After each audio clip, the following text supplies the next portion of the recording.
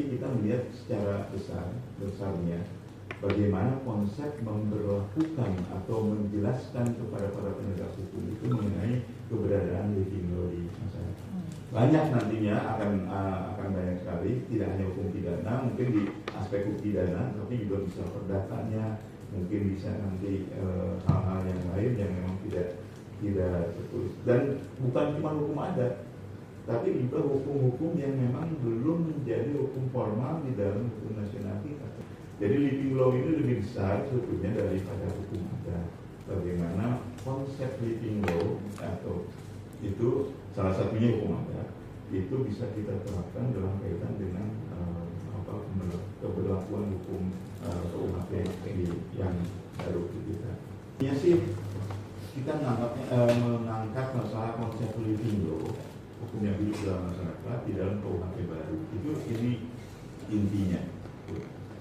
Di dalam KUHP yang baru ini Pak, nih ada peran di mana pemerintah eksekutif ya Pak ya, khususnya di pemerintah di eksekutif ini di mana peran untuk formalisasi hukum adat ini. Jadi kalau kita lihat di pasal 2 ayat 3 akan ada pengaturan hukum melalui peraturan pemerintah Pak. Ini kan rekomendasi apa yang bisa diberikan ketika untuk menyusun peraturan pemerintah. Momennya pas banget, tanggal 2 Januari besok 2026 akan berlaku, sehingga masyarakat melihat dari sisi eksekutif ini di mana perannya. Kompilasi yang kemarin sudah ada itu dibikin gratisan, disempurnakan lagi. Ada beberapa isu seperti hakim itu akan nanti diberikan kewenangan untuk menggali nilai-nilai hukum adat dalam memutus perkara. Perbuatan pidana tanpa kesalahan kan gitu Pak ya. Nah ini ada hukum yang formal. Apakah seperti apa nanti bentuk formalisasinya, saya berharap perlu kita dukungan masukan dari beberapa para pakar Pak. Ini memang perlu satu pemikiran pemerintah untuk formalisasi hukum adat ini, karena pergeseran ini seperti apa yang mau dikatakan, apakah hanya khusus di hukum adat saja ataukah nanti mempengaruhi yang lainnya. Dulu punya kompilasi hukum adat itu, apakah itu masih ada atau bagaimana? Justru kemarin kami ditanyakan itu Pak, bagaimana juga kita itu membuat identifikasi hukum adat yang masih hidup dan relevan. Nah ini kompilasi ini Pak, identifikasi sudah ada. Kemudian juga ada untuk pelatihan aparat penegak hukum untuk memahami konteks hukum adat Pak. Jadi saya secara pribadi sangat mendukung Pak bahwa konsep yang tadi kita sangat substantif terkait dengan kompilasi hukum adat, kita kembangkan lagi rumah besar, harus sebuah momen yang mendatangkan para pakar praktisi dan apa yang nanti bisa disumbangsikan pemikirannya kepada. Terima kasih Pak Pimpinan. Kan di sini kalau kita melihat, kalau kita searching di KUHP ini ternyata kan saya menemukan ada 19 kata yang terkait dengan adat.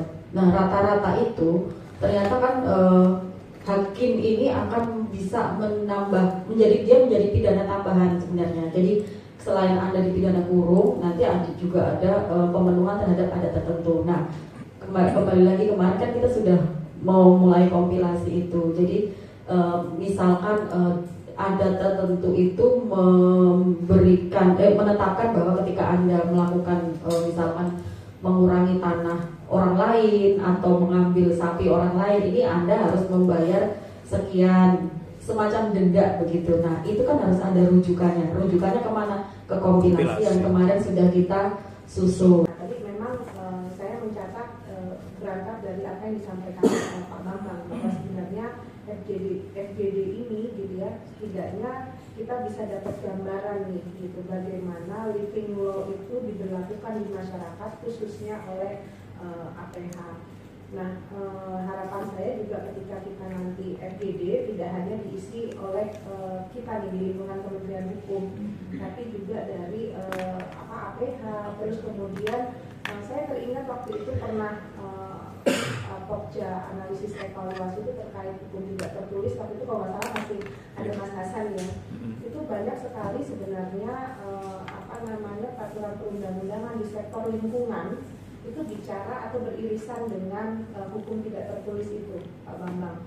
Termasuk juga berkaitan dengan agraria, pengelolaan hutan gitu, termasuk pengerusakan hutan gitu kan, itu pasti beririsan sangat kuat sekali dengan hukum tidak tertulis. Yang soal bakar hutan dulu itu kan katanya ada adatnya gitu ya, untuk membuka lahan itu harus bagaimana gitu kan, yang ternyata punya dampak lingkungan sangat besar gitu ya ketika terjadi kebakaran hutan yang sangat luas. Tergantung berangkat dari hukum adat gitu. Dan tadi sama dengan yang Pak Bambang sampaikan soal penculikan tadi gitu kan, bagaimana kemudian APH ini ke depan menerapkan hukum adat tersebut di dalam putusan-putusannya yang ada. Nah,